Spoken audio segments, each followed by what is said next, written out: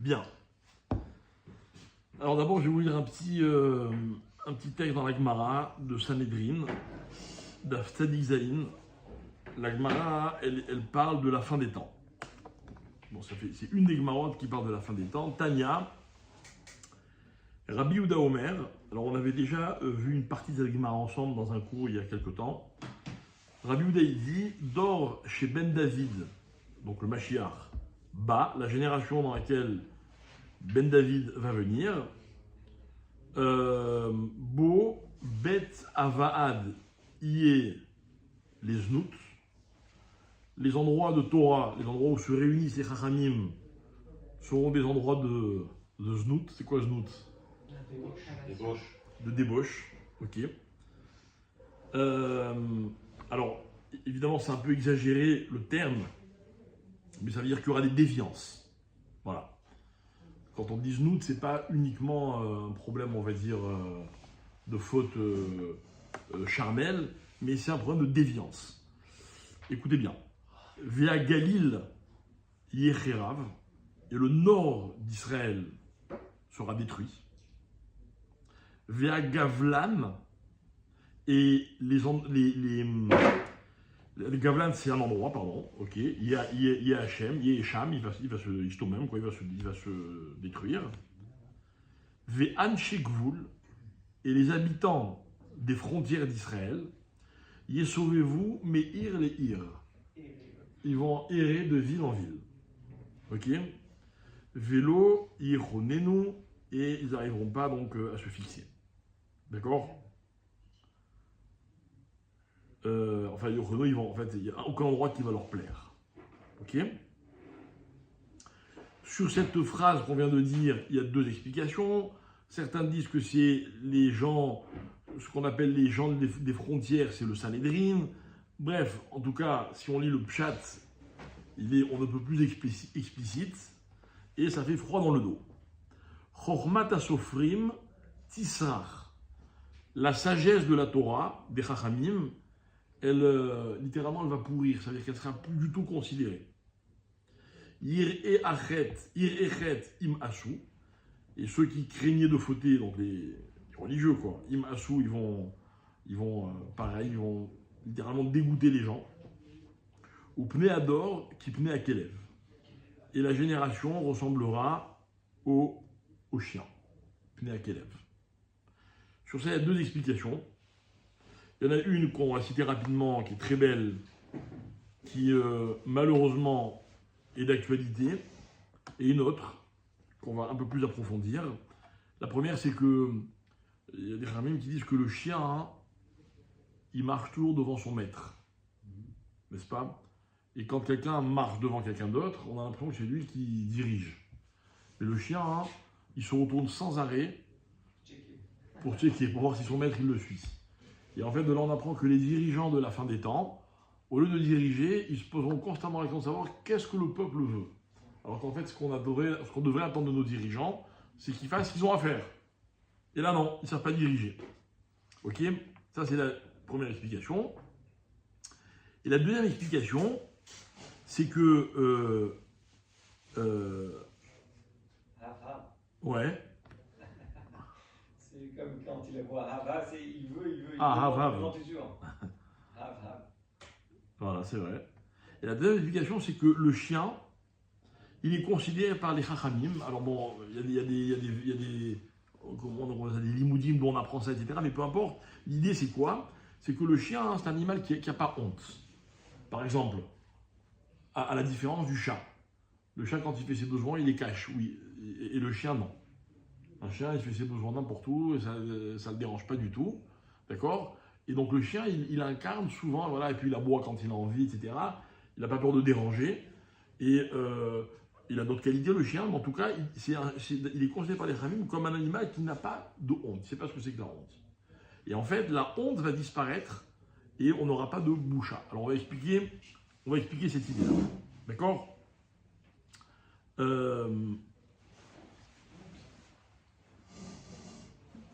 Voilà. Et enfin, écoutez bien, la Gemara continue et dit Vea emet ne ederet. Et le Emet, la vérité, né à Ederet. C'est quoi né à Ederet? Hein? Elle disparaît. Alors, traduction littérale, disparaît. Ok? Mais si je prends le mot Nehedar, quel est son shoresh? Le shoresh du mot Nehedar, c'est à Eder. C'est quoi Eder? Un troupeau. Et en fait, le marché avec lui va dire, le Emet, il va être disloqué. Il y aura des petits bouts de Emet, ok, qui seront éparpillés, mais il n'y aura pas un Emet. Les réseaux sociaux. D'accord? On va voir. On va voir. Ok? En tout cas, nous, ce qu'on va retenir, c'est pas les prévisions, on va dire, de la guerre, alors que vraiment, c'est incroyable comment c'est parlant. D'accord? Mais c'est que quand on prend le premier point, c'est-à-dire Bet Va'ad Yeleznout, il y aura une déviance dans les endroits de Torah, que les Chachamim et ceux qui craignent de fauter seront déconsidérés par les autres, qu'il n'y aura pas de boucha, il n'y aura pas comment on dit, de dignité, et enfin que la vérité, elle va être cachée. On comprend les difficultés que vont rencontrer les générations de la fin des temps. Et je crois que malheureusement, quand on lit ce texte, on a l'impression de lire l'actualité, quoi. Ok? Donc évidemment, on va un peu expliquer. Mais si on va dans le pshat, Emet Nehederet, ça veut dire quoi? Alors, c'est que la vérité sera cachée, d'accord? Nehedar, c'est quelque chose qui disparaît. Et en fait, on va voir que soit ça veut dire que la vérité, les gens vont fuir la vérité, on va la cacher soigneusement, soit que la vérité va nous fuir. On va voir les deux approches possibles. D'accord? Donc, on va y revenir dans un instant. Très bien.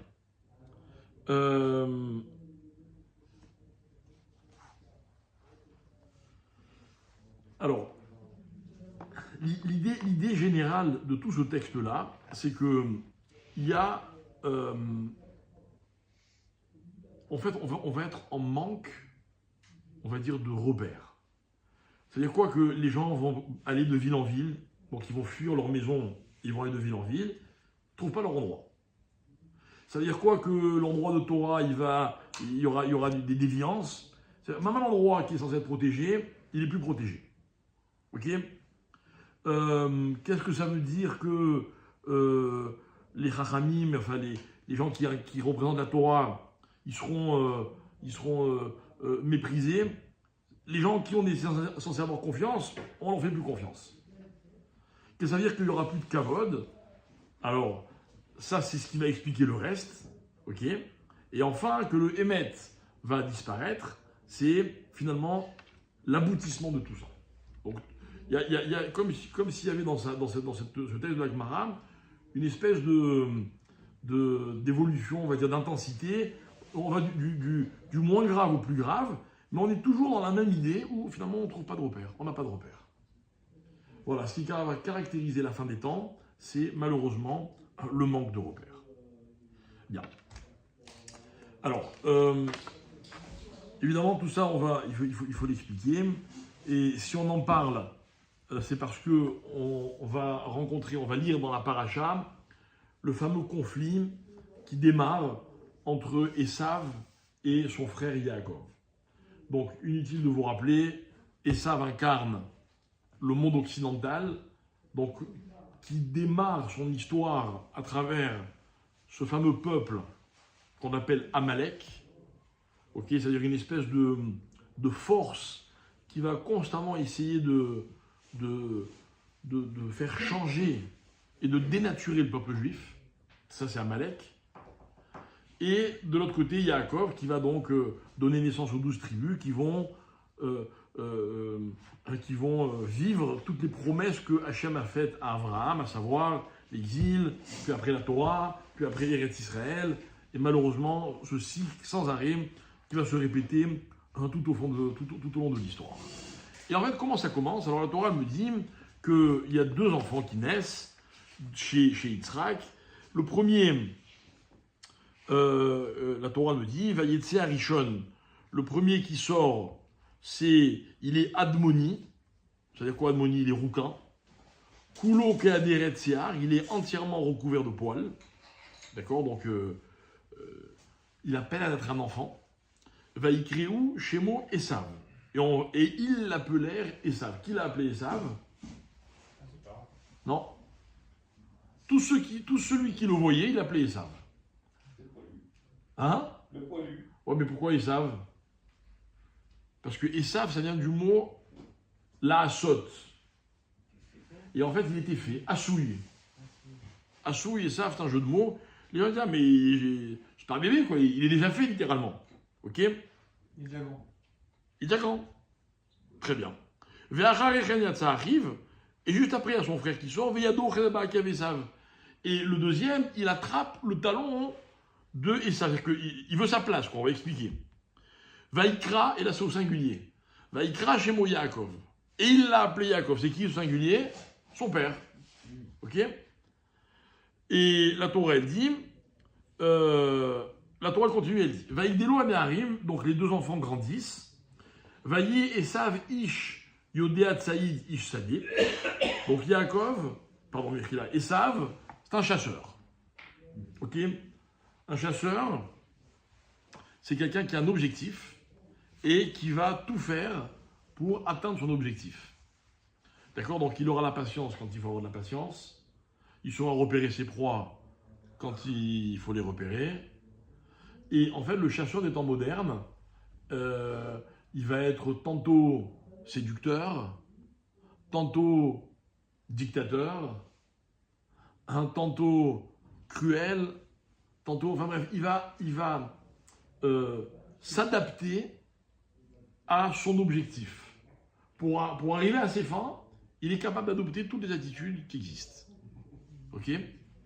Donc en fait, le paradoxe c'est quoi? C'est que d'un côté, il a l'air d'être assouille, déjà accompli. De l'autre côté, si on prend le mot différemment, il se fait constamment. Vous voyez? S'adapte. S'adapte. Et en fait, si aujourd'hui, ça l'intéresse, alors il s'adapte à son objectif. Si demain, son objectif est différent, ben, il va s'adapter à une nouvelle réalité, et ainsi de suite. Yaakov, alors, excusez-moi, et il est Ish Sadé. C'est quoi Ish Sadé? Ouais, il vit à l'extérieur. Vous voyez? C'est-à-dire que son environnement, c'est le monde extérieur. Ok?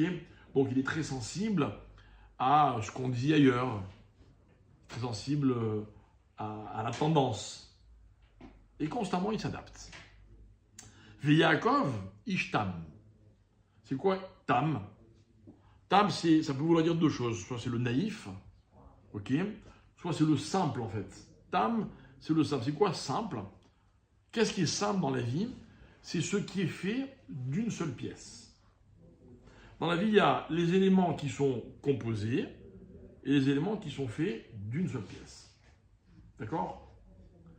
Tout ce qui est composé peut être recomposé. Donc, adapté.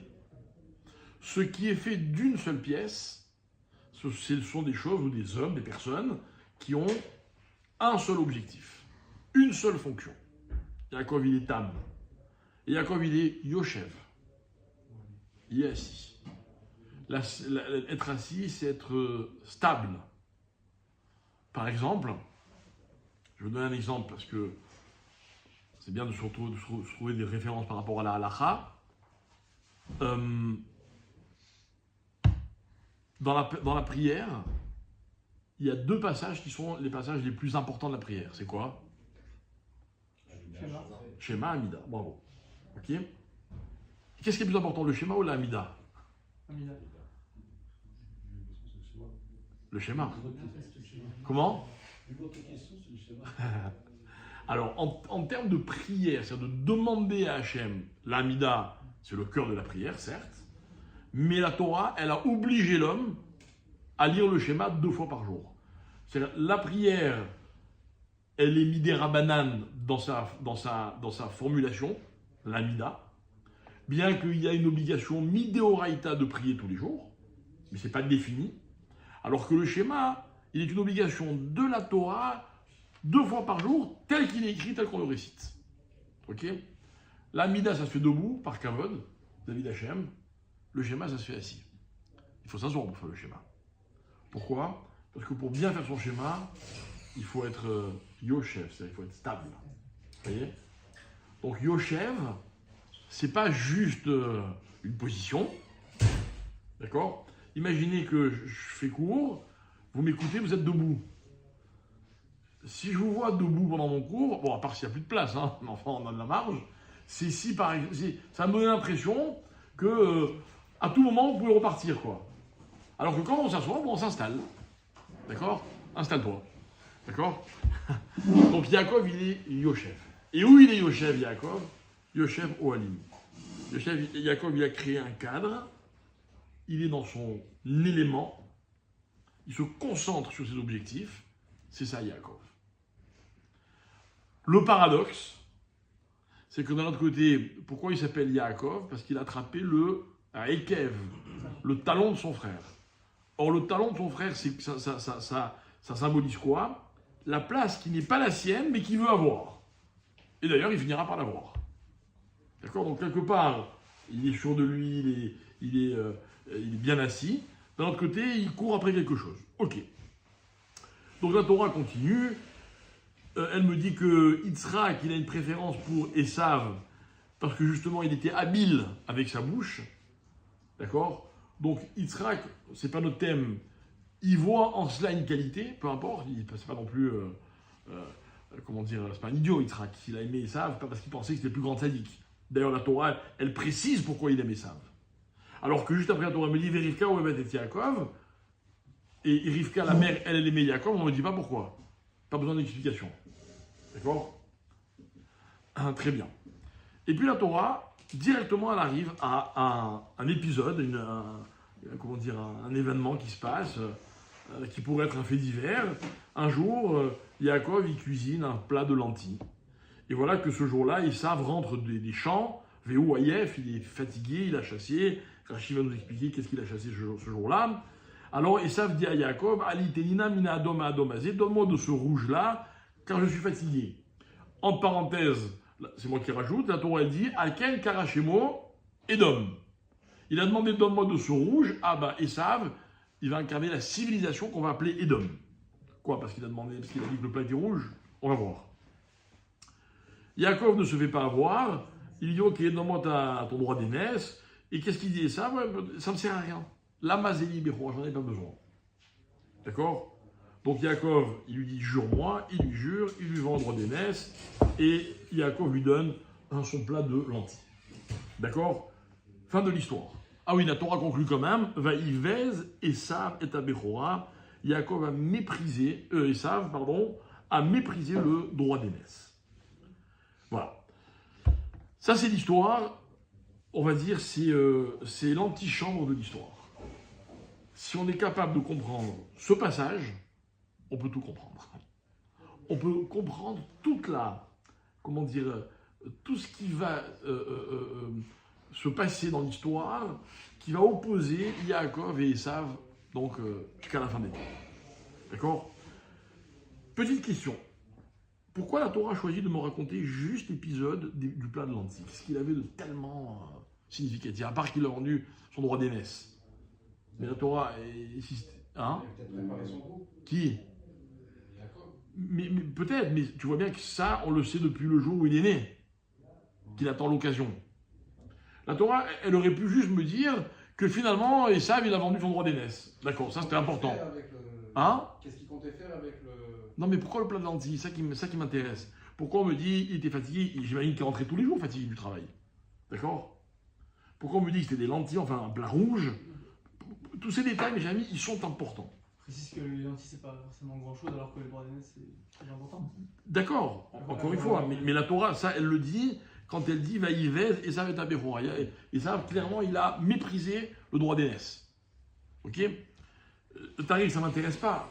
Alors, en fait, ça m'intéresse, pourquoi? Parce que vous allez voir que cette histoire, elle a toute son importance. C'est quoi l'importance de l'histoire? Alors, on peut le dire très simplement. Très simplement. C'est que Esav, il n'a pas demandé les lentilles. Il a demandé le rouge. Et le rouge, c'est quoi? Non, c'est l'aspect extérieur. Vous voyez? Par exemple, très souvent, quand vous demandez, je parle aux messieurs, si vous demandez à une dame, à une fille, elle te plaît cette voiture? Elle vous dira, j'aime pas la couleur. D'accord? Pas la couleur. Mais la couleur, c'est pas, on s'en fout, c'est pas la voiture. Alors en fait, on a tous un regard extérieur sur les choses. Et ça, il va symboliser hein, cette caractéristique qui va tous nous menacer. D'accord? Et Sav, il veut le plat rouge. Peut-être que s'il avait été vert, ça avait été une bonne clé là, ça ne l'aurait pas intéressé. D'accord? Non, non, il veut le plat rouge. En fait, il s'arrête à ça, Esav. Un plat rouge, pour lui, c'est ce que la Torah me raconte, c'est plus important que le droit d'aînesse. Ok? Voilà qui c'est Esav. Esav, c'est quelqu'un qui s'arrête sur l'apparence des choses. Mais je ne suis pas en train de dire juste, on est tous sensibles à l'apparence. Ok? Mais Esav, non, Esav, c'est ce qui le détermine. Et en fait, comment? Alors, on va voir. Après, on peut l'expliquer comme on veut. Moi, d'abord, je vais expliquer le principe. Ok? Bon, le principe qui m'intéresse dans cette anecdote, c'est pas avant d'aborder les thèmes, voilà, matériels, spirituels, etc. C'est quoi? C'est que dans tout ce que l'on voit, mes chers amis, il y a quelque chose, il y a du émettre et il y a du pas émettre. Ok? Et moi, c'est ça qui m'intéresse. Qu'est-ce qui est émettre et qu'est-ce qui n'est pas émettre? Et surtout, à quoi on s'arrête? Est-ce qu'on s'arrête à ce qu'il y a de émettre dans ce que l'on regarde ou est-ce qu'on s'arrête à ce qui n'est pas émettre? Ok? Si j'étais en train de parler à des célibataires, je dirais, vous allez rencontrer un jeune homme ou une jeune fille, d'accord? Vous allez voir quelque chose, attention, ce que vous voyez n'est pas forcément émettre. Soyez vigilants et soyez capables de voir le émettre de la personne. Parce que c'est avec ça que vous allez vous marier, c'est ça que vous allez épouser. Okay? Mais ça, c'est un exemple. Dans tous les domaines de la vie, cette notion de émettre et pas émettre va exister. Il semblerait que Esav, sa défaillance, ça a été de s'arrêter à ce qui n'était pas émettre. Je vous donne un exemple. La Gemara raconte que c'est Rashi, pardon, excusez-moi. C'est Rashi qui raconte que sur le premier verset de la paracha, il est marqué Ve'ele toldot Yitzhak ben Avraham. Et voici l'histoire, la descendance de Yitzhak, fils d'Avraham. Avraham Oli et Yitzhak. Avraham a enfanté Yitzhak. Rashi demande on veut me parler de la descendance de Yitzhak, pas d'Avraham, ou pas des ascendants. Et Rashi explique que en fait, la Torah, elle voulait repréciser que Yitzhak était bien le fils d'Avraham. Pourquoi? Et Rashi dit comme ça Ayou letzane ador omrim, mais avimelech nitabra Sarah. Les moqueurs disaient, à la naissance de Yitzhak, enfin juste avant sa naissance, ils disaient Sarah et Avraham, ils sont mariés depuis des décennies et des décennies. Et elle n'arrive pas à tomber enceinte. Elle est prise en captivité par Avimelech, et voilà que juste après, elle tombe enceinte. Donc le bébé de qui il est? Avimelech. Et voilà que lorsque Yitzhak est né, il ressemblait tellement à son père qu'on ne pouvait plus dire que ce n'était pas son fils. Mais c'est pas ça qui m'intéresse. Ce qui m'intéresse, c'est qu'il y avait ce que Rashi appelle des letzané ador. Si je traduis littéralement, c'est des moqueurs. C'est quoi un moqueur? Un moqueur, vous avez déjà sûrement assisté à des spectacles où on vous fait rire, n'est-ce pas? Et les bons comiques sont des gens qui sont capables de se focaliser sur un détail, et c'est très marrant, parce qu'en fait, ils font abstraction de tout le reste, et puis ils vont vous raconter une scène de la vie, mais en mettant l'accent sur un détail, c'est vrai qu'il est comique ce détail, mais ils oublient tout le reste. Un letzan, c'est ça. Un letzan, c'est quelqu'un qui, ce qui l'intéresse, c'est de désolidariser une chose de son contexte. Or, le émet, mes chers amis, n'existe qu'à l'intérieur de son contexte. Si je sors quelque chose de son contexte, cette chose-là n'est plus dans le Emet. Ok? Esav, il a vu la couleur et il s'est arrêté à la couleur. Très bien. Alors nous, on va essayer de comprendre en fait la notion de vérité. Comment on peut la définir? Comment on peut la définir et comment finalement dans la Torah on va voir à quel point le Emet, ça doit être la véritable et l'unique recherche de l'homme. Il y a marqué dans beaucoup de textes, on va citer des versets. Si par exemple je vous demande qu'est-ce qui permet à un homme de définir ce qui est vrai et ce qui est faux? Alors vous allez me dire, et vous aurez raison, que c'est ses capacités intellectuelles. Vous voyez, l'idiot, il ne voit pas la vérité, et celui qui a les capacités intellectuelles, il voit. Alors quand vous mentez à quelqu'un qui est très simple, il vous croit. Il est naïf. Quand vous mentez à quelqu'un qui est beaucoup plus, qui a l'esprit beaucoup plus aiguisé, il va se méfier, il va chercher à avoir une preuve, et il va définir si c'est vrai ou si c'est pas vrai. On est tous comme ça. En permanence, par rapport à des informations qu'on reçoit, on se dit c'est vrai, c'est pas vrai, un tel a dit ceci, un tel a dit cela, et Dieu sait comme on est sensible à ce que les uns et les autres disent, et plus les sujets sont importants, et plus on est méfiant. On est méfiant. Alors heureusement, on a des capacités intellectuelles qui nous permettent de définir ce que c'est que la vérité. D'accord? Donc la vérité appartient à ce qu'on appelle, à ce que nous allons appeler le Da'at. Le Da'at, c'est tout on va dire le système intellectuel dont l'homme bénéficie. Moi, je voudrais vous parler d'une autre notion. Une autre notion que la Gemara a également citée, mais elle a citée en fait de façon négative. La Gemara, elle a dit que à la fin des temps, les Chachamim, les gens qui craignent Dieu, vont être méprisés. Donc en fait, ce qu'il va y avoir à la fin des temps comme défaillance, ça va être une défaillance au niveau d'une valeur qui s'appelle le kavod. Qu'est-ce que c'est que le kavod? Le kavod, vulgairement traduit, c'est le respect ou les honneurs. Mais en fait, le kavod, dans ce qu'il a de plus profond, le kavod, c'est l'importance qu'on donne aux choses, la considération qu'on a pour les choses. Ok? Prenons un exemple. Vous allez écouter un cours qui va durer X minutes. Ok? Et puis, dans les phrases que vous allez entendre, il y a des phrases que vous allez plus prendre en considération que d'autres. D'accord? C'est normal. Ce n'est pas un exercice intellectuel. En fait, écoutez bien, il y a des notions que vous respectez plus que d'autres. Il y a des choses pour vous qui ont plus de valeur que d'autres. Ce à quoi vous accordez de la valeur, c'est ce à quoi vous faites kavod. Par exemple, on est censé respecter ses parents. Pourquoi?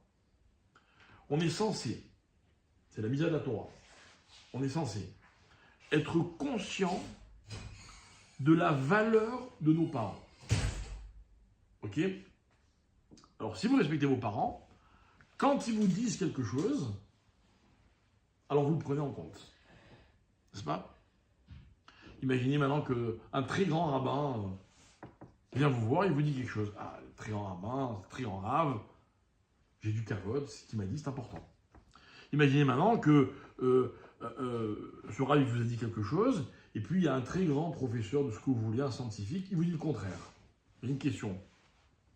Vous allez retenir quoi? Vous allez retenir celui pour lequel vous avez le plus de kavod. Ok? C'est comme ça la vie.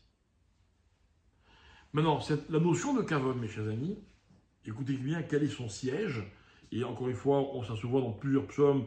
Là, sous les yeux, j'ai le psaume 16, le 57, le 30, peu importe, où on voit que en fait, le siège du kavod, c'est le nefesh, c'est l'âme de l'homme. C'est dans mon âme. Dans mon âme. Il y a des gens que je respecte, c'est pas parce que intellectuellement, ou parce que consciemment j'ai décidé ou j'ai réfléchi. Non, c'est comme ça, c'est en moi. C'est en moi. Et en fait, le travail du kavod, mes chers amis, c'est un travail qui est beaucoup plus profond. Ça veut dire, j'explique. Tout ce qui est intellectuel dans la vie, tout ce qui est intellectuel, j'ai envie de dire comme ça va, ça vient. Ça va, ça vient. Par exemple, si je vous dis la Torah c'est émettre, vous allez me dire oui. Maintenant, demain, quelqu'un, il vient, il est plus convaincant que moi, et il vous explique les choses différemment, vous dire, ben non, c'est lui qui a raison. Et par définition, on avait fait un cours une fois sur le date pour expliquer que le date, c'est ce qui rend l'homme instable. Les gens changent d'avis. C'est normal au vu des circonstances, on va tous changer d'avis. Donc ce que je considère comme le émet maintenant, bah demain c'est plus forcément du émet. Ok? Alors, une petite parenthèse qu'on va développer dans un instant, mais c'est que si quelque chose était émet un jour, et puis le lendemain c'est plus du émet, ça n'a jamais été du émet. D'accord? Jamais. Le kavod, c'est quelque chose de beaucoup plus profond. Par exemple, quelqu'un qui respecte ses parents, il n'y a aucune raison logique. Et personne ne pourra vous convaincre que d'autres parents seront meilleurs que les vôtres et que vous avez plus intérêt à les respecter à eux. Vous dites non, c'est mon père, c'est ma mère. Ok? Donc kavod égale nefesh. Kavod égale nefesh. Imaginons maintenant que dans un couple, on vienne, on vous raconte, l'un des conjoints vous dit, tu comprends, mon conjoint ne me respecte pas. C'est un vrai problème. Pourquoi c'est un vrai problème? Parce que il y a une défaillance au niveau du travail profond que la personne fait sur elle. Est-ce que cette personne, elle a fait un travail sur son nefesh pour avoir du kavod pour telle personne? Le kavod, ça s'acquiert. Et ça se perd d'ailleurs aussi. Nos parents, je vais donner un exemple de ce que c'est kavod. Quand on est petit, il y a des choses qu'on n'ose pas ou qu'on n'ose pas faire ou dire devant nos parents. Ok? Moi, j'ai des amis qui ont mon âge et qui ont encore le bonheur d'avoir leurs parents. C'est des fumeurs. Jamais ils fumeront devant leurs parents. Vous voyez, pourtant, il y a des parents que ça ne dérange pas, hein, mais chez eux, non, ça ne se fait pas. Et malheureusement, souvent quand on grandit, on a de moins en moins honte de nos parents. Le mot honte, ne le prenez pas au premier degré. Mais c'est-à-dire qu'il y a des choses qu'on ose faire devant nos parents, mais en fait, au fond, si on les respectait vraiment, on ne devrait pas oser faire une chose pareille. Une personne que je respecte vraiment, il y a des choses que je ne peux pas lui dire. Si je lui dis, c'est que quelque part, je la respecte moins.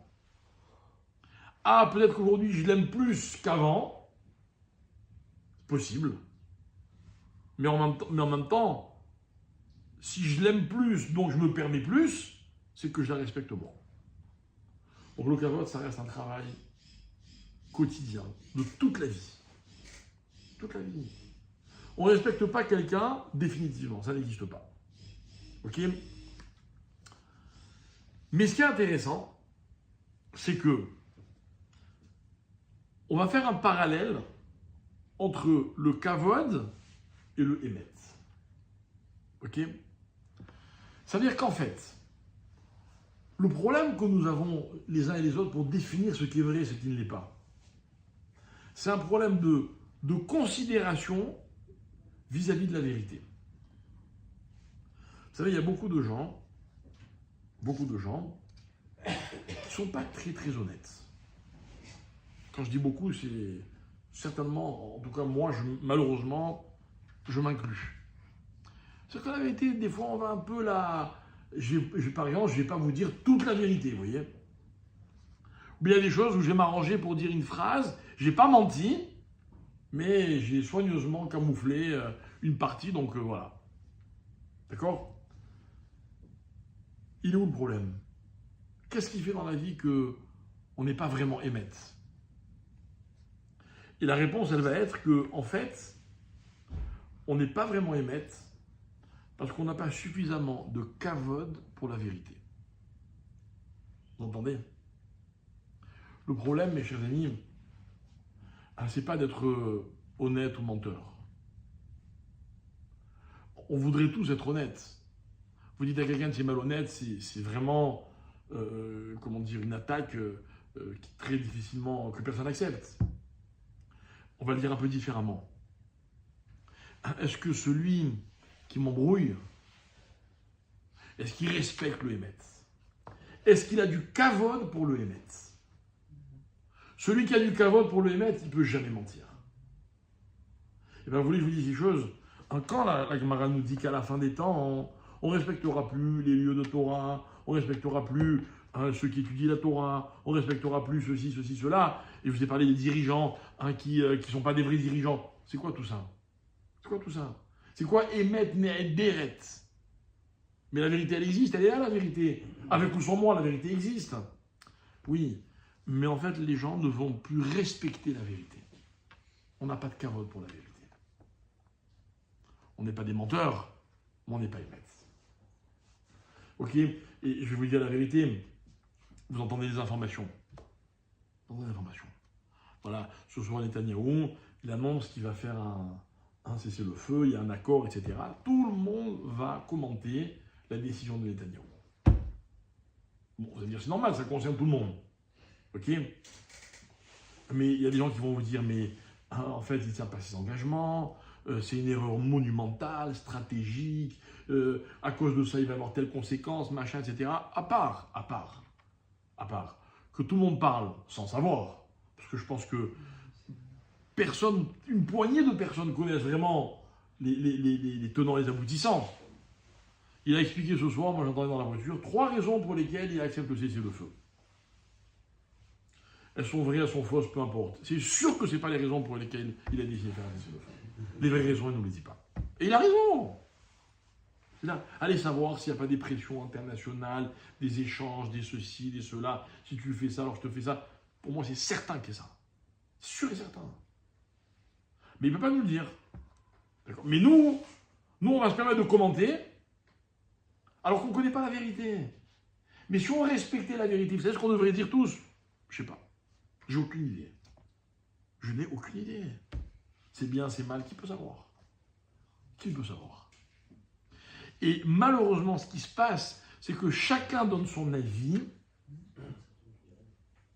parce qu'il ne respecte pas suffisamment la vérité. Qui a la vérité alors? Comment? C'est-à-dire si on donne notre avis, ça veut dire qu'on pense... Si on donne notre avis, c'est qu'on pense que la vérité partielle, parce qu'on est tous conscients qu'on n'a pas toute la vérité, mais que la vérité partielle s'appelle vérité. Donc c'est un manque de respect par rapport à la vérité. Vous avez compris? Ouais. Si je sais que je sais que la moitié, et que je considère que c'est ça le Emet, donc j'ai pas de considération pour le Emet, quoi. On dit plus rien alors. Exactement, bravo. Enfin un qui a compris. Mais c'est tout à fait ça. Vous entendez les politiciens parler les uns des autres. Ok? Expliquez-moi, je comprends pas, il y en a un qui dit tout noir et l'autre qui dit tout blanc. Il y en a bien qui se trompent. Comment chacun il peut être convaincu que c'est lui qui a raison? Mais la réponse elle est très simple. C'est que chacun décide quelle est sa vérité sans aucun respect pour le Emet. Je vais vous donner un exemple. Rav Shapira, il a des phrases incroyables. Ce maître que je vous cite tellement souvent, il dit comme ça. Il dit, il se passe quelque chose. Ok? Par exemple, je donne un exemple idiot. Je vois quelqu'un, il fait une mitzvah. Vous avez remarqué aujourd'hui, il y a un mot que les gens adorent employer. Ils appellent tout le monde tzaddik. Ah, c'est un tzaddik celui-là. Ça va tzaddik, tu vas bien? Ok. Tzaddik de quoi? Ah, ben je l'ai vu, il a fait des mitzvot. Écoutez bien, mais j'avais ma question. Elle demande un peu de réflexion. Est-ce que un fait avéré, un fait s'appelle Emet? J'explique. Je vois quelqu'un, il fait une mitzvah. D'accord? Même si je le vois la faire 10 fois la mitzvah. Est-ce que cette mitzvah-là, c'est le Emet de la personne? Non, c'est le moment. Jamais un fait, c'est jamais du Emet. Vous comprenez ce que je dis? C'est-à-dire que un fait, ça s'appelle en français une réalité. Mais c'est pas ça le émet. Le émet, c'est beaucoup plus. Moi, j'ai un copain, on se parle très souvent, et chaque fois, on s'amuse. Ça va Tzadik, ça va Kadosh, ça va Gadol. Et un jour, il m'a dit, arrête de m'appeler Tzadik, arrête. Je lui ai dit, non, t'inquiète pas, je ne pense pas. Je lui ai dit, mais pourquoi tu... Encore... Vraiment, on a une vraie discussion, j'ai encore ça te dérange. Il me dit, arrête, c'est pas vrai, je suis pas Tzadik, arrête. Ça me gêne. Moi, ça me donne encore plus envie d'appeler Tzadik. D'accord? Mais c'est vrai. Même si je le vois faire des choses extraordinaires, c'est pas ça un Tzadik. Dire à quelqu'un Tzadik, c'est ne pas respecter le Hémet. Ok? Je vais vous donner un autre exemple. Un autre exemple. Comment? Le Hémet est inconnu. Le Hémet, on n'est pas encore à la conclusion. Ok? Je vais vous donner un autre exemple. En fait, écoutez bien, par rapport à ce que je viens de dire, en fait, le émet qui est lié à un fait, Relatif. ouais, en fait c'est un hasard, c'est un micré. Or, un micré, il peut être autant émet que sheker. Parce que imaginez, je le vois faire une mitzvah, tous les matins je le vois à la synagogue, mais c'était fini. D'accord? Peut-être c'est un voleur. Peut-être tous les matins à 7h il est tzaddik, et à 14h il est rachat. Mais attendez, si à 14h il est rachat, ok, alors quand il met des films le matin, il est encore plus rachat. N'est-ce pas? Donc c'est-à-dire que son émet, il est encore plus sheker que ce qu'il fait de répréhensible en cours de journée. Vous comprenez ma logique? Qu'est-ce que je veux dire par là? Écoutez bien, parce que j'arrive à ma deuxième idée. C'est que en fait, le émet, maintenant je vais le relier à un autre mot. Pas, on a parlé de la relation qui est entre émet et kavod, maintenant on va passer à autre chose. On va passer la relation qui est entre émet et chayav, chiyuv. C'est-à-dire obligation. Et le slogan c'est le suivant, il n'y a pas de émet, de vérité, sans obligation. C'est-à-dire que la vérité, par définition, elle m'oblige. J'explique. Si tous les matins je me lève et je fais ma prière et je mets mes téphilines, ça m'oblige. À quoi? Ben, à ce qui va se passer tout au long de la journée. Et si je veux pas que cette vérité-là, que je considère comme une vérité, m'oblige, alors par définition, c'est plus une vérité. Vous avez compris? C'est qu'en fait, le émet, hein, il n'existe que dans l'engagement. Il m'engage, le émet.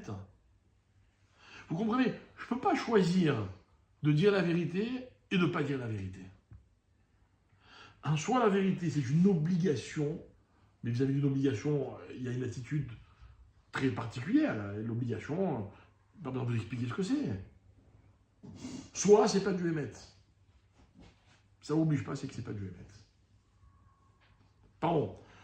Le kavod, c'est la même chose.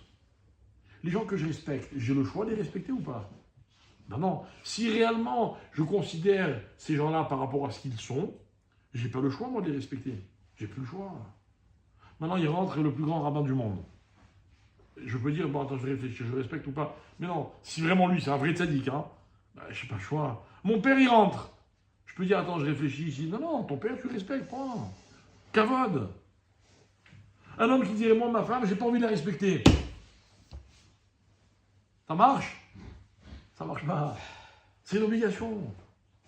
Donc moi, ce que je veux, c'est qu'on comprenne que émet, kavod, chiyuv, donc vérité, respect et obligation, en fait, c'est une trilogie qu'on ne peut absolument pas désolidariser. D'accord? Tu as une question? C'est le projet d'une vie, on ne peut pas être émettre, Ouais. émettre à 100% en 24/7, parce que le émettre, On avance. Dans le repère, il est relatif. On avance. Donc tu viens de m'avouer, ce qui m'intéresse, c'est qu'en fait, c'est encore loin du émettre, quoi. Magnifique. Mais c'est magnifique.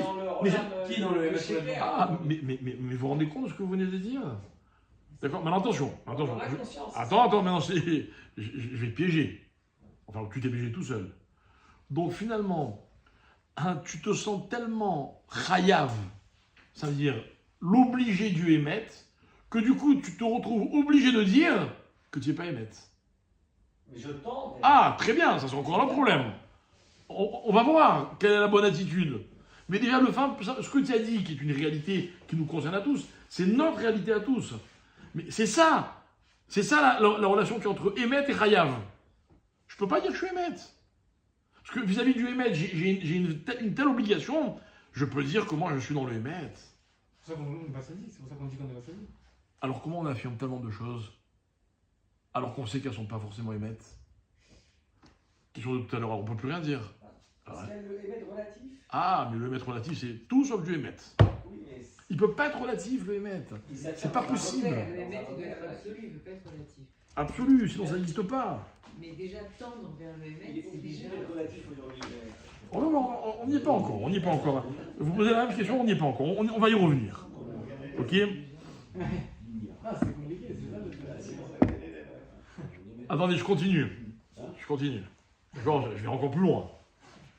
Donc, dans un monde dans lequel il n'y a pas de kavod, vous comprenez qu'il ne peut pas y avoir de émet. Attendez, il faut que ça pénètre. C'est-à-dire que quelqu'un qui est irrespectueux, il ne peut pas être émet, c'est impossible. Il ne tend même pas vers le émet. Ok? Donc, récapitulons. Si j'entends Réhouven parler mal de Shimon en lui manquant de respect, donc ce que dit Réhouven, ça ne peut pas être émet. Vous entendez ce qu'on est en train de dire? Non mais c'est un truc de fou, quoi. Il restait une chance au émet. On vient d'éliminer cette chance. Les maîtres de l'autre. Comment? Si tu répètes les maîtres de l'autre. Non, alors, si vous parlez au nom de quelqu'un, bon, ok, vous dites, un tel a dit que, d'accord, vous impliquez pas. C'est pas ça, moi, c'est pas de ça que je parle. Vous donnez votre avis sur quelqu'un, ou sur quelque chose. Mais en donnant votre avis, vous êtes mésalzel, vous méprisez. Donc, il n'y a pas de kavod. S'il n'y a pas de kavod, il n'y a pas de émet.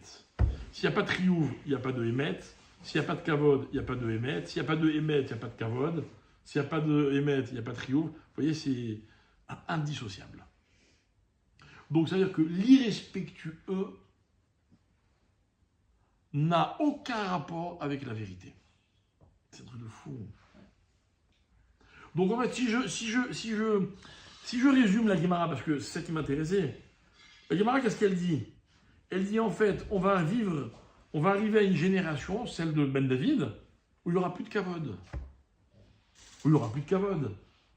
Excusez-moi, mes amis, je pose la question, parce que je suis un peu inquiet quand même, hein. Je suis un peu angoissé. Hein. Aujourd'hui, qu'est-ce qu'on respecte?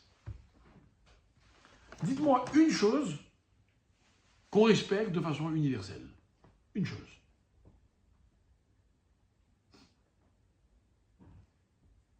Hein, l'autorité, personne ne respecte l'autorité. La Torah est de moins en moins respectée. Il y a des gens qui la respectent, mais globalement, le monde n'est pas respecté. Les Juifs ne sont pas respectés. Ils ne sont pas respectés. Je ne sais pas si vous suivez l'actualité, mais moi, ça fait déjà 1 an et demi bientôt, malheureusement, depuis le 7 octobre, je me rends compte que, encore une fois, la guerre, elle fait qu'on va de moins en moins respecter les Juifs dans le monde. De moins en moins. Des élections aux États-Unis, franchement, hein, le président qui a été élu, on l'aime bien, parce que c'est notre copain. Mais est-ce qu'il incarne le respect? La vérité. Non, franchement, Bémet. Il est où le respect? Où?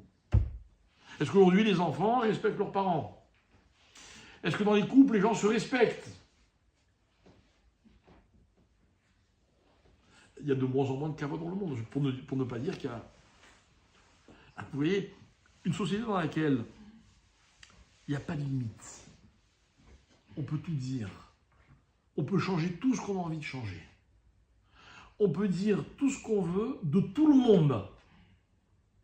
Moi, je vous avais raconté un jour que, à l'époque où le président, ici en Israël, avait été accusé et condamné et emprisonné. Ok? Non, président. Président. Ok? Ça m'avait profondément bouleversé. Moi, j'étais de ceux qui pensaient, je ne sais pas ce qui s'est passé, ce qui va passer, et encore une fois, personne ne le sait vraiment, et ce n'est pas le débat, mais je m'étais dit que ça a été une erreur pour moi de le condamner publiquement,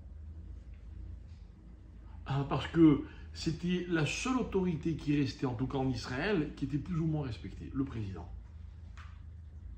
Et bien, depuis ce jour, je me suis rendu compte qu'en fait, on ne respectait plus personne. Plus personne. Et moi, un jour, j'avais un débat avec quelqu'un, et je lui ai dit, tu sais, moi, c'est pas pour moi que je me fais du souci. Parce que dans le monde dans lequel je vis, on a des rabbinim qu'on respecte.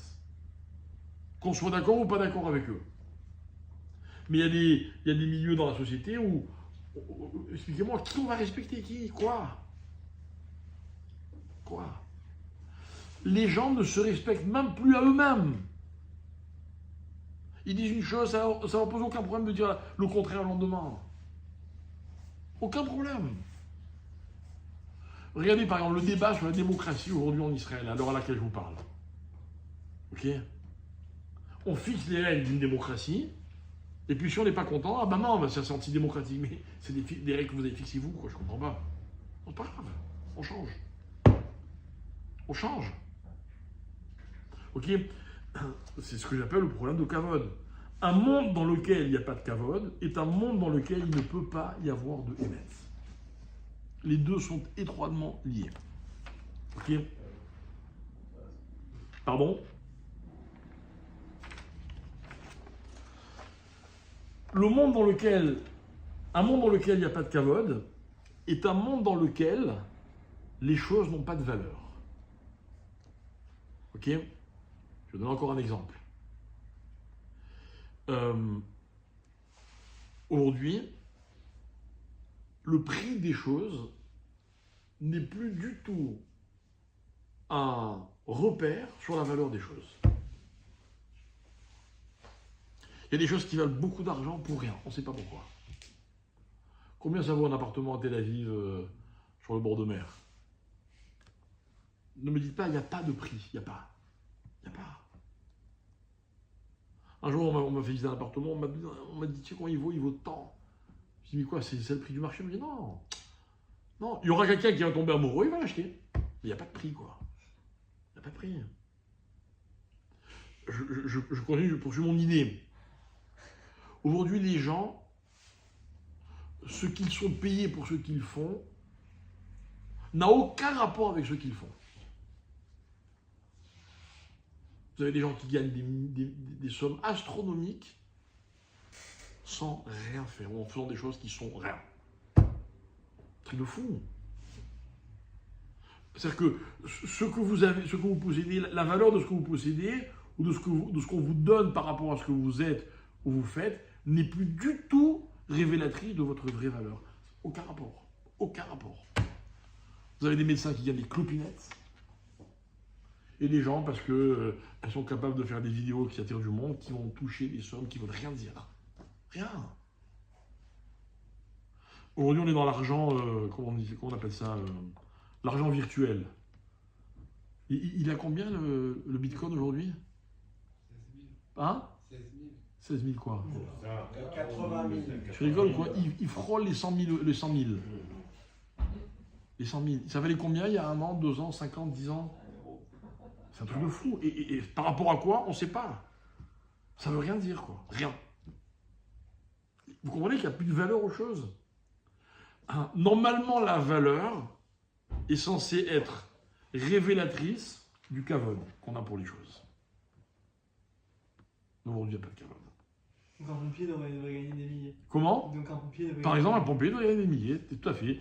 Un artisan qui donne son âme à ce qu'il fait, chaque pièce, elle est unique, il devrait être beaucoup plus rétribué qu'aujourd'hui, ce qu'on vend à la chaîne, mais tout le monde préfère ce qui est... Vous voyez, il n'y a pas de valeur pour les choses, quoi. Il n'y a pas, ça n'existe pas. Il y a une valeur relative, en fait, plutôt. C'est pas une valeur. Mais c'est pas une valeur. C'est une valeur relative. Donc, encore une fois, dès que vous employez le mot relatif, vous videz le concept de son sens. Puis à ce moment-là, on ne peut plus définir les choses alors. Comprenez que relatif, c'est l'antithèse de la définition.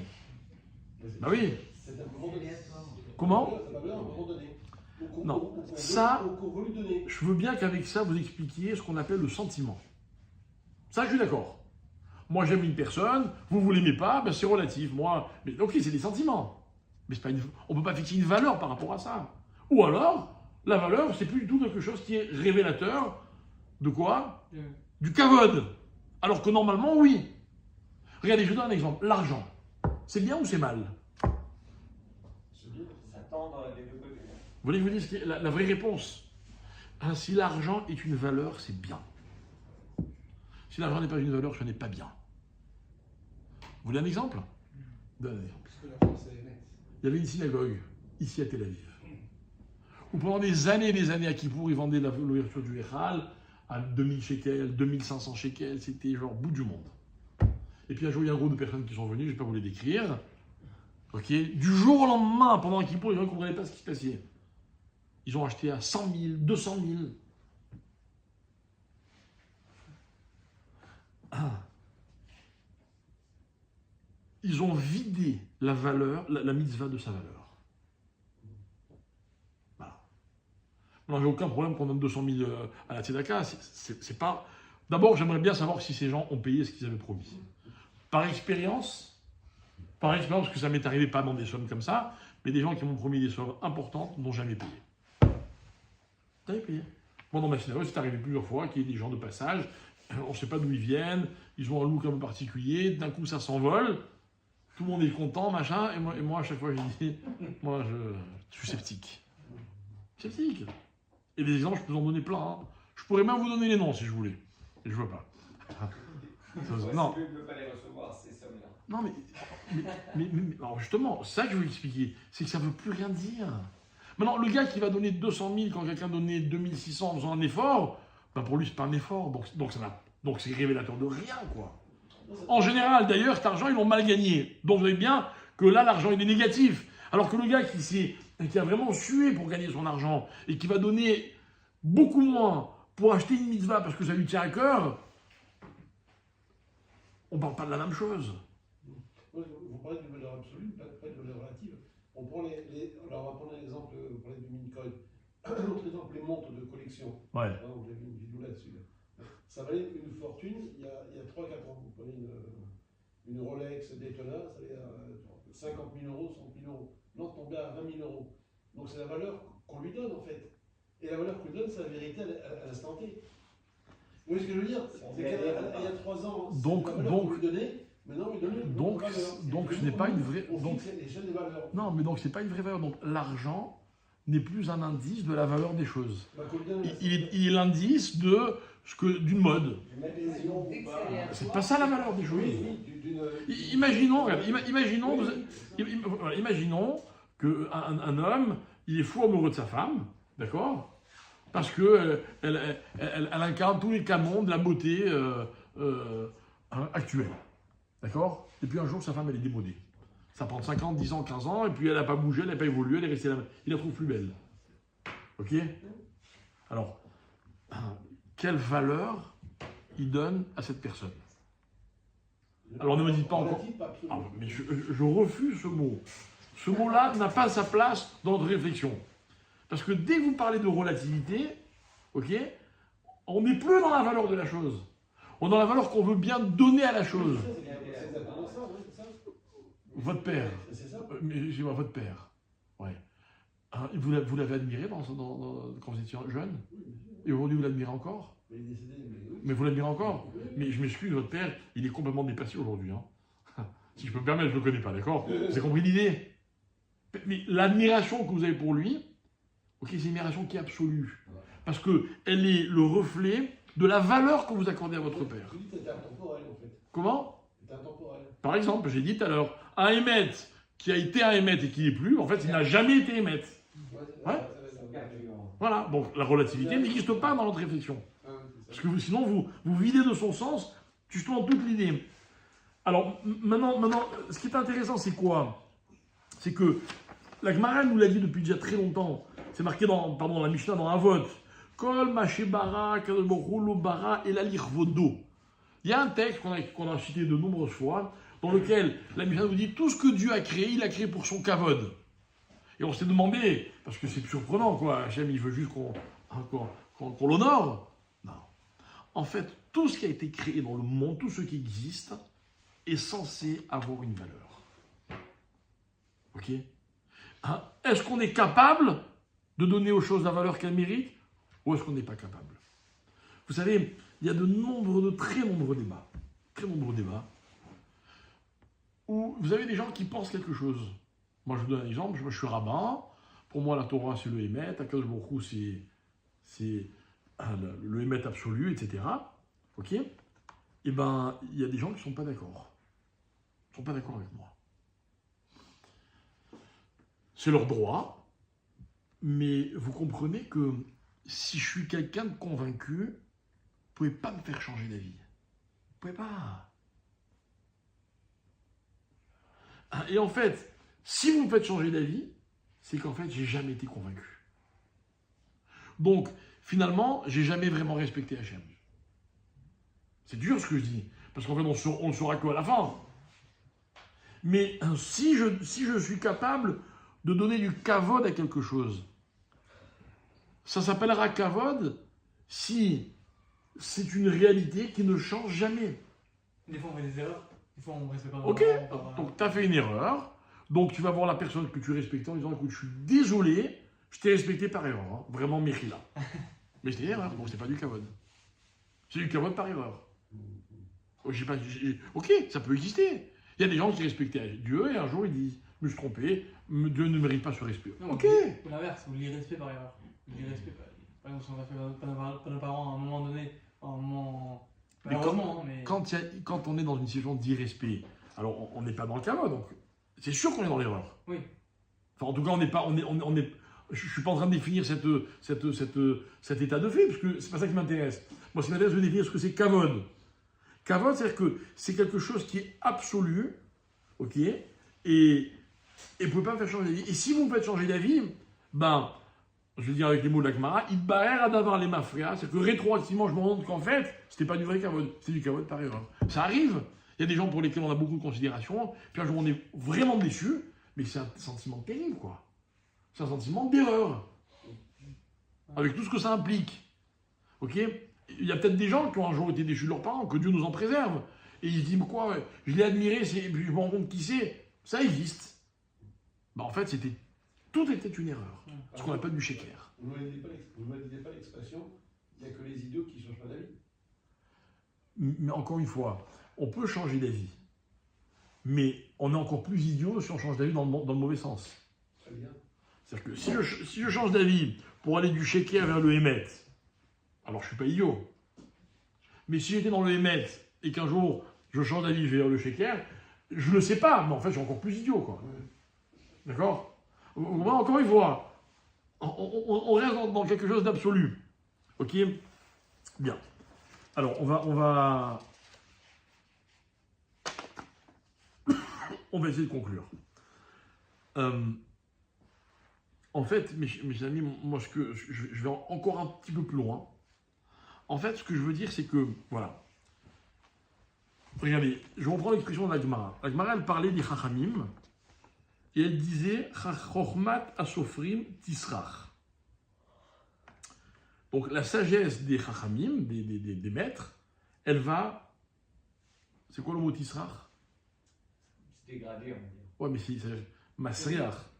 Masriach, c'est quelque chose qui se décompose. D'accord? Se décompose. Donc, comme je répète souvent, vous avez des gens qui disent mon grand-père était très religieux, hein. Mais bon, moi j'ai évolué. D'accord? C'est genre, avant, ils étaient un peu. Ils n'étaient pas aussi intelligents que nous, quoi. Maintenant, nous, on a compris. C'est ça Tisrach. C'est ça, c'est décomposé, c'est comme un corps en décomposition. Maintenant, écoutez bien. Le vrai objectif de cette Gemara, c'est quoi? C'est de nous expliquer qu'est-ce qu'on appelle la vie. Qu'est-ce qu'on appelle la vie? Qu'est-ce qui vit et qu'est-ce qui ne vit pas? Ok? Bien. Vous savez que dans un corps, il y a des cellules vivantes, mais sur le nombre de cellules vivantes qu'on possède, il y a tous les jours X cellules qui meurent. Et puis d'autres qui se régénèrent et qui... D'accord? Très bien. Et vous remarquerez une chose, c'est que il y a des choses qui ont une bonne odeur dans la vie et des choses qui ont une mauvaise odeur. Pardon? Le plat d'anti-rouge. Non, non, j'y suis pas encore. Celui-là, pour l'instant, il a une bonne odeur, mais ça va changer. Ok? C'est quoi la différence entre une bonne et une mauvaise odeur? C'est très simple. Ce qui vit sent bon. Ce qui a vécu et ne vit plus sent mauvais. Testez-moi. D'accord? Toutes les mauvaises odeurs viennent de ce que ça a vécu et ça ne vit plus. Et nos rabbins disent, et plus une chose était vivante, et plus elle sentira mauvais quand elle sera plus vivante. Quelle est la pire des odeurs qui peut exister? Un corps en décomposition. D'accord? C'est intéressant. Les déjections du corps, elles vont sentir mauvais. Pourquoi? Parce que souvent, c'est pas qu'elles étaient vivantes, c'est qu'elles permettaient de vivre. Donc elles incarnent la vie. Ok? Ce que nous on veut expliquer, c'est que toutes ces notions de émet, kavod et chiyuv, donc encore une fois, la vérité, le respect et l'engagement, en fait, sont des notions qui définissent ce que c'est que la vie. Dans ma vie, tant que je suis obligé de respecter ce qui est vrai, je suis vivant. Je suis un vrai vivant. Je vais me permettre une expression qu'on va un peu emprunter parce qu'elle n'est pas, scientifiquement, elle n'est pas vraie. Mais j'ai envie de dire comme ça, il y a des gens qui vivent plus que d'autres. Je ne parle pas de la durée. Il y a des gens qui sont plus vivants. Le summum du vivant, c'est celui qui est conscient qu'il est obligé de respecter la vérité. C'est le summum du vivant. Celui-là, on peut dire qu'il est chai. La vérité ou sa vérité? La vérité. Celui qui n'est pas conscient qu'il est obligé de respecter la vérité, ben, en fait, sa vie, elle a quelque chose de physique, appelez ça comme vous voulez, mais c'est pas ça la définition de la vie. En fait, dans ma vie, mes chers amis, pour vraiment vivre pleinement les choses, il faut que je me demande en permanence, est-ce que cette vérité que je suis obligé de respecter, est-ce que vraiment je tiens mes engagements? Avec ça, je vais peut-être un petit peu vous décontracter. Comme vous l'avez dit vous-même tout à l'heure, c'est pas possible pour un être humain de savoir ce que c'est que la vérité. Je vous demande pas de savoir ce que c'est que la vérité. Écoutez bien, je vous demande pas d'être émette, pas moi la Torah.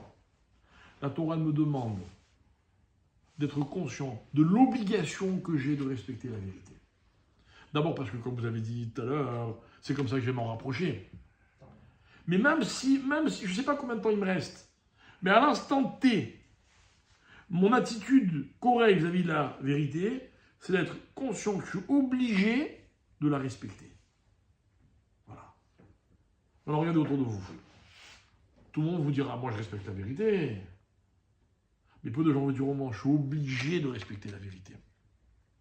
Des gens vous diront, moi la vérité, elle s'impose, c'est une obligation, je ne vais pas mentir. Mais ils ne sont pas obligés de respecter la vérité. Vous avez compris comment cette composition avec ces trois termes, en fait, ils sont une vraie définition. De quoi? De celui qui recherche ce que c'est que la vérité. De celui qui a des chances de se rapprocher de la vérité. On dit que les politiciens sont des menteurs. Mais enfin, et quoi? Les gens sont tellement idiots pour voter pour eux à ce moment-là. Et regardez, vous avez des grands menteurs, enfin des grands politiciens, quoi, qui récoltent des centaines, des milliers, voire des millions de voix. Comment c'est possible? Il y a tellement d'idiots sur Terre. Non. Ils ont une vérité, ok? Vous savez ce qui leur manque? C'est le respect de la vérité. Ça va ensemble. L'un sans l'autre, c'est pas possible. S'il n'y a pas de respect, il n'y a pas de vérité. S'il n'y a pas de vérité, il n'y a pas de respect non plus. J'ai respecté une chose, puis un jour je me rends compte que c'était une erreur, rétroactivement je me rends compte que c'était pas du respect, c'était une erreur. C'est une erreur. C'est qu'imaginez, voilà. Je vais vous dire quelle est la pire insulte qu'on peut recevoir dans la vie. La pire des insultes, vous savez ce que c'est? Imaginez quelqu'un qui viendrait vous voir en vous disant, tu sais, je t'ai beaucoup respecté, Mais je me rends compte que c'était une erreur. Il y a pire. Non, mais est-ce qu'il peut y avoir pire? Il ne peut pas y avoir pire. Vous pouvez détruire une personne. Détruire une personne. Moi, imaginez que je sois, comment on dit, l'intermédiaire entre deux personnes qui viendraient me dire, bah oui, j'ai respecté, maintenant je ne la respecte plus. Qu'est-ce que je répondrais? Je dis, mais en fait, tu ne l'as jamais respecté. Tu te rends compte à quel point tu es bête? Toute ta vie, tu t'es planté. Or, personne ne veut se planter toute sa vie. Donc en fait, voilà, c'est l'obligation du respect qui définit notre proximité avec la vérité. L'obligation du respect. Regardez ce que me dit la Torah. La Torah me dit, c'est qui Esav? Esav, c'est un homme qui chasse, qui s'adapte. S'adapte. Le séducteur. Vous avez déjà essayé de séduire? Je vous explique comment on fait. Pour séduire, il faut juste s'adapter à l'autre. Le séducteur, c'est le plus grand menteur qui existe. Ok? Ensuite, il voit un plat. Qu'est-ce qu'il voit dans ce plat? La couleur. Tu vois que la couleur. Alors, comme il y a attends, si tu vois que la couleur, tu vois pas ce qui est essentiel, ce qui est fondamental. Ton droit d'aînesse, qu'est-ce que t'en penses? Qu'est-ce qu'il dit? Et ça me sert à rien. C'est-à-dire qu'en fait, il a raison. Sur le moment, ça sert à rien. Il a faim. Sur le moment, ça sert à rien. Mais une vérité, elle est intemporelle. Le kavod, c'est pas quelque chose de relatif. Ah, maintenant, dans les circonstances actuelles, alors c'est maintenant, pas du tout. Alors la Torah, elle conclut bien. Regardez, on dirait que la Torah, elle est un peu gênée par cette transaction. Yaakov, il profite de la faiblesse de Esav, parce qu'il a faim, il est fatigué. Non, la Torah, elle n'a aucun complexe. Non. Vous savez pourquoi tout ça, ça a été possible? Parce que Vaïvez Esav et Abéchora, c'est le mot de la fin. Parce que Esav, il a dénigré cette chose qui, pour Yaakov, était tellement importante. Vous voulez que je vous dise ce que c'est être un aîné? C'est avoir des obligations. Eh oui. Les gens ils croient que l'aîné, c'est celui qui va toucher 2 parts d'héritage. D'abord, il faudrait qu'il y ait quelque chose qui reste, ok, pas dans toutes les familles. Et puis, deuxièmement, avant cela, c'est des obligations. Il était prévu que le Béchor soit lui qui fasse le service dans le Beth Amikdash, etc.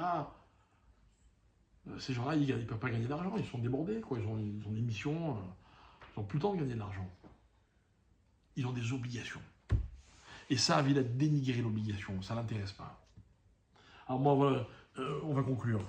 Vous reprenez cette Guémara et je vous pose 2-3 questions. Est-ce que les gens respectent? Est-ce que la notion de respect, elle est présente dans la société? Le respect, c'est simple, hein. Il y a une hiérarchie, je respecte. Je respecte. Il y a des valeurs, il y a des lois, je respecte. Il y a des gens qui ne pensent pas comme moi, je respecte. Je suis un petit garçon ou une petite fille, un homme, une femme, je respecte. J'ai un rôle dans ce monde, c'est quoi le premier rôle de l'homme? C'est de se reproduire, donc c'est un homme, une femme, je respecte. Ou alors non, ça ne m'intéresse pas, je préfère changer, je change. Deuxièmement, les obligations. Les obligations, mes chers amis. Est-ce que je me sens chayav? Vous savez, je vais vous dire un tout petit mot, parce que je ne veux surtout pas rentrer dans le débat, ce n'est pas le moment. Je parle de la période qu'on vit en ce moment. Il y a un grand débat. Est-ce que les religieux ils doivent aller à l'armée, ou est-ce qu'ils doivent rester à la yeshiva, etc. Vous voulez que je vous dise qu'il y a le vrai débat, le fond du débat? Le fond du débat, c'est ce que fait chacun, il le fait parce qu'il est convaincu qu'il est obligé de le faire. Obligé de le faire. Si chacun est capable de se sentir obligé par ce qu'il fait, mais obligé, c'est-à-dire 24 heures sur 24, 365 jours par an, alors chacun est digne de respect. Maintenant, si c'est le contraire, chacun il veut fuir ses obligations, à ce moment-là, personne n'est respectable. Personne. Personne. Prenez le plus grand héros de la Terre, s'il n'est pas capable d'assumer ses obligations, il n'est pas respectable. Donc je vous repose ma question, est-ce qu'aujourd'hui les gens aiment les contraintes et les obligations? Ou est-ce qu'on fait tout pour essayer d'en avoir le moins possible? Est-ce qu'on est dans le respect? En un mot, est-ce qu'on se sent obligé de respecter la vérité? Il semblerait qu'à la fin des temps, cette composition soit de plus en plus rare, et même si elle existe, alors elle sera éder. La vérité, elle sera morcelée. Alors un petit bout là, un petit bout là, un petit bout là. Mais jamais on la trouvera entière, réelle. Alors, même si on n'est pas capable, nous, de définir ce que c'est que la vérité, c'est vrai, vous avez raison, mais si on se sent obligé de la respecter, alors c'est qu'on est en chemin.